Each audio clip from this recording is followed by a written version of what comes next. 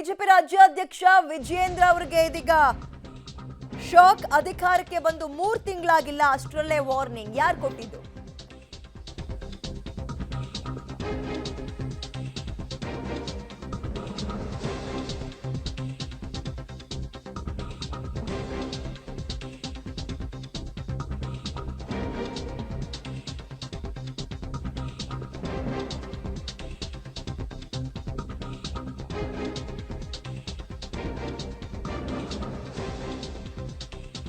ರಾಜ್ಯಾಧ್ಯಕ್ಷರಾಗಿದ್ದ ಸಂಭ್ರಮದಲ್ಲಿದ್ದ ವಿಜಯೇಂದ್ರಗೆ warning ಕೊಟ್ಟಿದ್ಯಾಕೆ? ಹಾಗಾದ್ರೆ BJP ರಾಜ್ಯಾಧ್ಯಕ್ಷ ವಿಜಯೇಂದ್ರ ಮಾಡಿಕೊಂಡಂತಹ ಎಡವಟ್ಟಾದ್ರೂ ಏನು? ಇದು ಪಬ್ಲಿಕ್ ಟಿವಿಯ ಸೂಪರ್ ಎಕ್ಸ್ಕ್ಲೂಸಿವ್ ಸುದ್ದಿ. ಈಗ ತಾನೇ 3 ತಿಂಗಳಾಗಿತ್ತು ಅಷ್ಟೇ ಅಧಿಕಾರಕ್ಕೆ ಬಂದು ರಾಜ್ಯಾಧ್ಯಕ್ಷ ಪಟ್ಟಕ್ಕೆ ಆಯ್ಕೆಯಾಗಿ. ಅದರ ಬೆನ್ನಲ್ಲೇ ಅವ್ರು ಮಾಡಿಕೊಂಡ ಎಡವಟ್ಟೇನು? ಹಾಗಾದ್ರೆ ಯಾರು ವಾರ್ನಿಂಗ್ ಕೊಟ್ರು? ಯಾಕೆ ವಾರ್ನಿಂಗ್ ಕೊಟ್ರು? ಹೈಕಮಾಂಡ ಅಥವಾ ಬೇರೆಯವರ? ಯಾಕೆ ಮತ್ತೆ ಯಾವ ವಿಚಾರಕ್ಕೆ ಸಂಬಂಧಪಟ್ಟಂತೆ ಪಬ್ಲಿಕ್ ಟಿವಿಯ ಸೂಪರ್ ಎಕ್ಸ್ಕ್ಲೂಸಿವ್ ಸುದ್ದಿಯಲ್ಲಿ ನೋಡ್ತಾ ಹೋಗೋಣ. ಲೂಸ್ ಟಾಕ್ಗೆ ಮುಳುವಾಯ್ತಾ ಬಿಜೆಪಿ ರಾಜ್ಯಾಧ್ಯಕ್ಷ ವಿಜಯೇಂದ್ರ ಅವರಿಗೆ ಅನ್ನೋ ಪ್ರಶ್ನೆ ಸದ್ಯ ಕಾಡ್ತಾ ಇದೆ.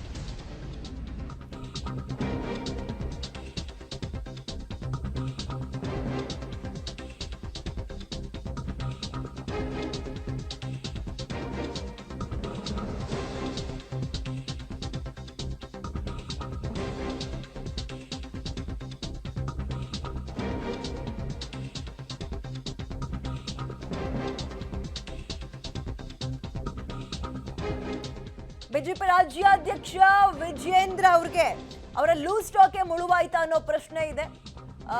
ವಿಜಯೇಂದ್ರ ಮೇಲೆ RSS ನಾಯಕರು ಸಿಟ್ಟು ಮಾಡಿದ್ಯಾಕೆ? ವಿಜಯೇಂದ್ರ ಹಾಗಾದ್ರೆ ಅಂತ ತಪ್ಪು ಏನ್ ಮಾಡಿದ್ರು? ಲೂಸ್ ಟಾಕ್ ಅಂದ್ರೆ ಯಾವ ವಿಚಾರಕ್ಕೆ ಸಂಬಂಧಪಟ್ಟಂತೆ? ಯಾವುದು ಲೂಸ್ ಟಾಕ್? ಇದು ಪಬ್ಲಿಕ್ ಟಿವಿಯ ಮಹಾ ಎಕ್ಸ್ಕ್ಲೂಸಿವ್ ಸ್ಟೋರಿಯಲ್ಲಿ ನೋಡ್ತಾ ಹೋಗೋಣ. ಅಧಿಕಾರಕ್ಕೆ ಬಂದು 3 ತಿಂಗಳಾಗಿತ್ತು. ಆ ಜೋಶ್ನಲ್ಲಿ ಮುಂದುವರಿತಾ ಇದ್ರು, ಪಕ್ಷ ಸಂಘಟನೆ ಮಾಡಿಕೊಂಡು ಎಲ್ಲರನ್ನ ಒಟ್ಟಾಗಿ ತಗೊಂಡು ಹೋಗ್ತಾ ಇದ್ರು. ಹಾಗಾದ್ರೆ ವಿಜಯೇಂದ್ರ ಅದರ ನಡುವೆ ಮಾಡ್ಕೊಂಡಂತಹ ಎಡವಟ್ಟೇನು? RSS ಕೆಂಗಣ್ಣಿಗೆ ಯಾಕೆ ಕಾರಣವಾದ್ರು? RSS ಬಗ್ಗೆ ಏನಾದ್ರು ಹೇಳಿಕೆ ಕೊಟ್ರಾ? ಏನ್ ಕಾರಣ? RSS ಇಷ್ಟೊಂದು ಕೋಪ ಮಾಡ್ಕೊಳಕ್ಕೆ ಏನ್ ಕಾರಣ ವಿಜಯೇಂದ್ರ ಅವ್ರ ಮೇಲೆ? ಎಲ್ಲವನ್ನು ಅಚ್ಚುಕಟ್ಟಾಗಿ ಅಂದ್ರೆ ಒಂದು ನಿಭಾಯಿಸ್ಕೊಂಡು ಹೋಗ್ತಾ ಇದ್ದವರ ವಿಜಯೇಂದ್ರ ಅವರು ಎಲ್ಲಿ ಎಡುವುದ್ರು? ಹಾಗಾದ್ರೆ ಅವರ ಲೂಸ್ ಟಾಕ್ಗೆ ಮುಳುವಾಯ್ತಾ ಅಂದ್ರೆ ಏನ್ ಮಾತನಾಡಿದ್ರು? ಯಾವ ವಿಚಾರಕ್ಕೆ ಸಂಬಂಧಪಟ್ಟಂತೆ ನೋಡ್ತಾ ಹೋಗೋಣ.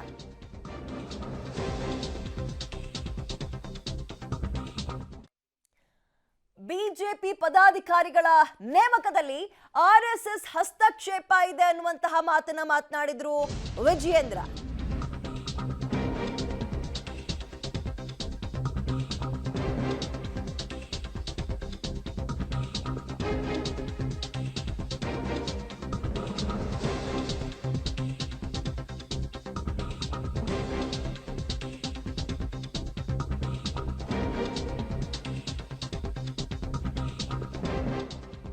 ಮೂರರಿಂದ 4 ಜನ ನಾಯಕರ ನೇಮಕದಲ್ಲಿ RSS ಪಾತ್ರ ಇದೆ ಅಂದಿದ್ರಂತೆ.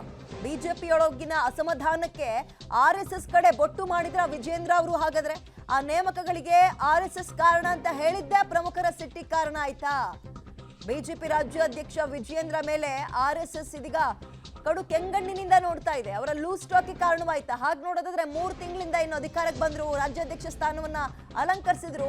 ಎಲ್ಲರನ್ನೂ ನಿಭಾಯಿಸ್ಕೊಂಡು ಯಾರು ಏನೇ ಬೊಟ್ಟು ಮಾಡಿ ಅವರ ಒಂದು ರಾಜ್ಯಾಧ್ಯಕ್ಷ ಸ್ಥಾನದ ಮೇಲೆ ಬೊಟ್ಟು ಮಾಡಿ ತೋರಿಸಿದ್ರು ಕೂಡ ಅವ್ರ ಹತ್ರನೂ ಮಾತಾಡ್ತೀನಿ, ಇವ್ರ ಹತ್ರನೂ ಮಾತಾಡ್ತೀನಿ, ಅವ್ರು ನಮ್ಮ ನಾಯಕರು, ಹೀಗೆ ಸಂಭಾಳಿಸ್ಕೊಂಡು ಹೋಗ್ತಾ ಇದ್ರು. ಬಹಳ ಜಾಗ್ರತೆಯಿಂದ ಹೆಜ್ಜೆ ಇಡ್ತಾ ಇದ್ರು.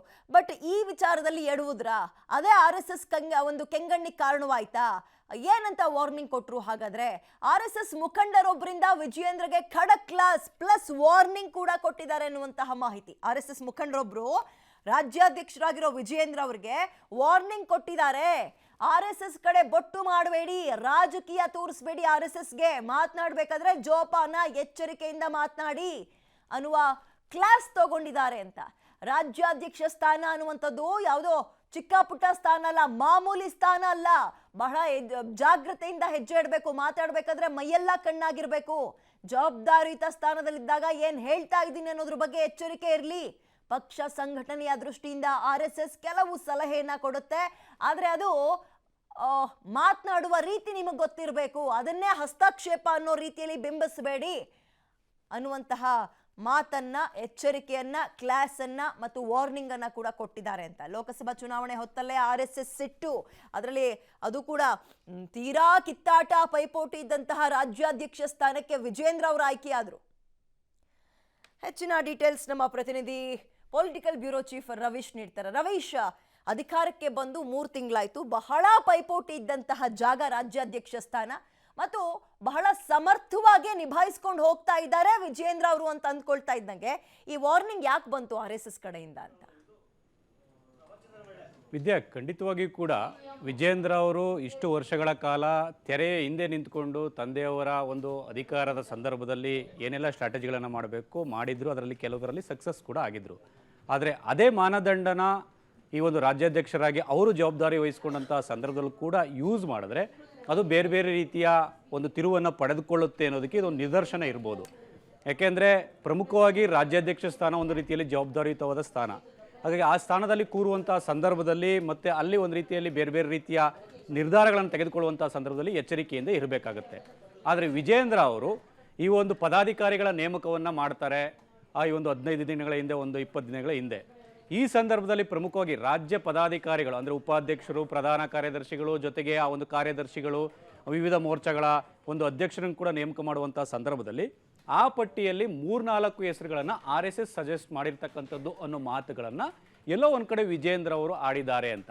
ಅಂದರೆ ಪಕ್ಷದೊಳಗಿನ ಅಸಮಾಧಾನಕ್ಕೆ ಒಂದು ರೀತಿಯಲ್ಲಿ RSS ಒಂದು ಬೊಟ್ಟು ಮಾಡಿ, ನಾನು ಮಾಡಿಲ್ಲ ಇದನ್ನು RSS ಮಾಡಿರ್ತಕ್ಕಂಥದ್ದು, ಹಾಗಾಗಿ ಇದರಲ್ಲಿ ನನ್ನ ಒಂದು ಹಸ್ತಕ್ಷೇಪ ಏನಿಲ್ಲ ಅನ್ನೋ ಮಾತುಗಳನ್ನು ಹೇಳೋದ್ರ ಮೂಲಕ RSS ಕಡೆ ಬೊಟ್ಟು ಮಾಡಿ ತೋರಿಸಿರ್ತಕ್ಕಂಥದ್ದು.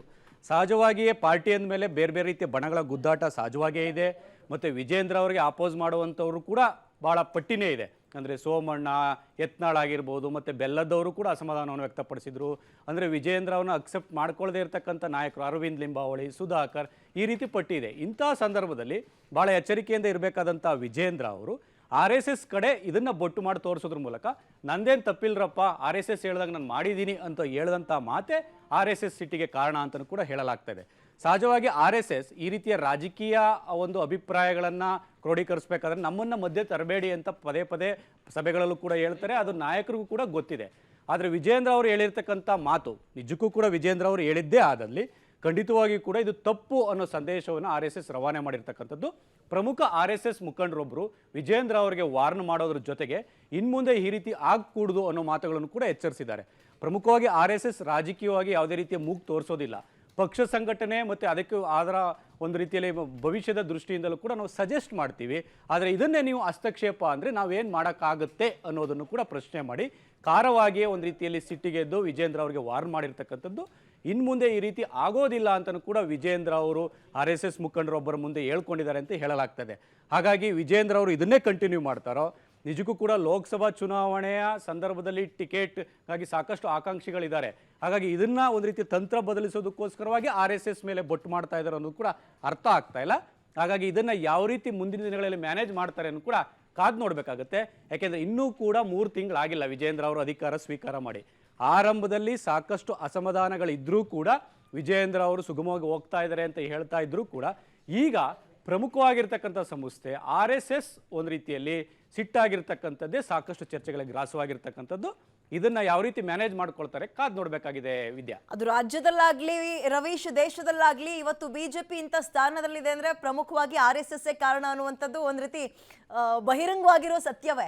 ಬಟ್ ಈಗ RSS ನ ಈ ಒಂದು ಕೋಪ ಯಾರೊಬ್ರು ಲೀಡರ್ ಅವರಿಗೆ ವಾರ್ನಿಂಗ್ ಮಾಡಿದ್ದಾರೆ ಅನ್ನುವಂಥದ್ದು ಇಷ್ಟಕ್ಕೆ ಮುಗಿಯತ್ತಾ ಅಥವಾ ಮುಂದಿನ ಹಂತಕ್ಕೆ ಏನಾದರೂ ಹೋಗಿ ತಲುಪಬಹುದಾ? ವಿಜೇಂದ್ರ ಅವರು ಇದನ್ನು ಹೇಗೆ ಹ್ಯಾಂಡಲ್ ಮಾಡ್ಬೋದು ಅಂತ? ವಿದ್ಯಾ, ಖಂಡಿತವಾಗಿ ಕೂಡ RSSನ ಯಾವೊಬ್ಬ BJP ನಾಯಕನು ಕೂಡ ದೂರುವಂತಿಲ್ಲ. ಜೊತೆಗೆ ಪಕ್ಷದ ವೇದಿಕೆ ಒಳಗಡೆ ಕೂಡ ಚರ್ಚೆ ಆದಂಥ ಸಂದರ್ಭದಲ್ಲಿ RSSನ ಎಳೆದು ತರುವಂತಿಲ್ಲ. ಯಾಕೆಂದರೆ RSS ಬೇರೆ ಬೇರೆ ರೀತಿಯ ಸ್ಟ್ರಾಟಜಿಗಳನ್ನು, ಸಲಹೆಗಳನ್ನು, ತಮ್ಮದೇ ಅಭಿಪ್ರಾಯಗಳನ್ನು ಕಾಲಕ್ಕೆ ಕೊಡ್ತಾ ಬಂದಿದೆ. ಆ ಕಾರಣದಿಂದಾಗಿಯೇ BJPಗೆ ದೊಡ್ಡ ಮಟ್ಟದ ಪ್ರಬಲವಾಗಿರ್ತಕ್ಕಂಥ ಸಪೋರ್ಟ್ ಸಿಕ್ಕಿರ್ತಕ್ಕಂಥದ್ದು. ಹಾಗಾಗಿ RSS ಒಂದು ರೀತಿಯಲ್ಲಿ ಹೆಮ್ಮರವಾಗಿ ಬೆಳೆದಿದೆ. ಈ ಹಿನ್ನೆಲೆಯಲ್ಲಿ ಅದನ್ನು ಹಸ್ತಕ್ಷೇಪ ಅಂತ ಅಂದ್ಕೊಂಡು RSSನ ಒಂದು ರೀತಿಯಲ್ಲಿ ಹೆಗಲ ಮೇಲೆ ಬಂದೂಕನ್ನು ಇಟ್ಟು ಗುಂಡು ಹೊಡೆಯುವಂಥ ಪ್ರಯತ್ನವನ್ನು ವಿಜೇಂದ್ರ ಅವರು ನಿಲ್ಲಿಸಬೇಕಾಗತ್ತೆ ಅನ್ನೋ ಒಂದು ಸೂಕ್ಷ್ಮ ಸಂದೇಶವನ್ನು ರವಾನೆ ಮಾಡಿರ್ತಕ್ಕಂಥದ್ದು. ಹಾಗಾಗಿ ಈ ಸೂಕ್ಷ್ಮತೆಯನ್ನು ಅರ್ಥಕೊಂಡು ವಿಜೇಂದ್ರ ಅವರು ಯಾವ ರೀತಿ ಮುಂದೆ ಸಾಕ್ತಾರೆ ಅನ್ನೋ ಕೂಡ ಕಾದ್ ನೋಡ್ಬೇಕಾಗತ್ತೆ. ಯಾಕೆಂದ್ರೆ ತಾವೇ ಅಧ್ಯಕ್ಷರಾಗಿ ಅಧ್ಯಕ್ಷ ಕುರ್ಚಿಯಲ್ಲಿ ಕೂತು ಎಲ್ಲವನ್ನು ಕೂಡ ನಿರ್ವಹಣೆ ಮಾಡಬೇಕಾದ್ರೆ ಸಾಕಷ್ಟು ಅನುಭವ ಬೇಕಾಗತ್ತೆ. ಹಾಗಾಗಿ ಆ ಅನುಭವ ಯಾವ ರೀತಿ ಕರಗತ ಆಗುತ್ತೆ ಮುಂದಿನ ದಿನಗಳಲ್ಲಿ ಕೂಡ ಕಾದ್ ನೋಡ್ಬೇಕಾಗತ್ತೆ. ಒಂದಂತೂ ಸತ್ಯ, 3 ತಿಂಗಳಾಗಿಲ್ಲ ಆಗ್ಲೇ ಈ ರೀತಿಯ ವಿವಾದವನ್ನ ಮೈ ಮೇಲೆ ಎಳೆದುಕೊಂಡ್ರ ವಿಜೇಂದ್ರ ಅವರು ಅನ್ನೋದೇ ಈಗ ಬಹುದೊಡ್ಡ ಚರ್ಚೆ ಆಗ್ತಾ ಇರ್ತಕ್ಕಂಥದ್ದು ಬಿಜೆಪಿ ಒಳಗಡೆ. ನಿಜ ನಿಜ ರವೀಶ್, ಥ್ಯಾಂಕ್ ಯು ತಮ್ಮೆಲ್ಲ ಡೀಟೇಲ್ಸ್ಗೆ. ಎಸ್, ಅವ್ರ ಅಧಿಕಾರಕ್ಕೆ ಬಂದು 3 ತಿಂಗಳಾಗಿಲ್ಲ ನಿಜ, ಬಟ್ ಎಲ್ಲ ನಾಯಕರು ಅವರ ವಿರುದ್ಧವಾಗಿ ಯಾರು ಕೆಲವೊಬ್ರು ಮಾತಾಡ್ತಾ ಇದ್ರು, ಎಲ್ಲರನ್ನೂ ಸಂಭಾಳಿಸ್ಕೊಂಡು ಹೋಗ್ತಾ ಇದ್ರು. ಬಹಳ ಜವಾಬ್ದಾರಿಯುತವಾಗಿ ಎಚ್ಚರಿಕೆಯಿಂದ ಹೆಜ್ಜೆ ಇಡ್ತಾ ಇದ್ದಾರಪ್ಪ ಅನ್ನುವಷ್ಟರಲ್ಲೇ ಇಂತಹದೊಂದು ಎಡವಟ್ಟನ್ನ ಮಾಡ್ಕೊಂಡಿರುವಂಥದ್ದು ವಿಜೇಂದ್ರ ಅವರು ಅನ್ನೋ ಆರೋಪ ಇದೆ. RSS ನಾಯಕರೊಬ್ಬರು ಅದಕ್ಕೆ ಕ್ಲಾಸ್ ತಗೊಂಡಿದ್ದಾರೆ ಅನ್ನುವಂತಹ ಮಾಹಿತಿ ಕೂಡ ಸಿಗ್ತಾ ಇದೆ. ಹಾಗಾಗಿ ಇನ್ನು ಮುಂದಕ್ಕೆ ಯಾವ ರೀತಿಯಾಗಿ ಜೋಪಾನವಾಗಿ ಇದನ್ನು ಹ್ಯಾಂಡಲ್ ಮಾಡ್ತಾರೆ ವಿಜೇಂದ್ರ ಅವರು ಅನ್ನುವಂಥದ್ದು ಅವ್ರಿಗೆ ನಿಜಕ್ಕೂ ಸವಾಲೇ. ಇದು ಸವಾಲಿನ ಕೆಲಸವೇ, ಕಾದ್ ನೋಡೋಣ.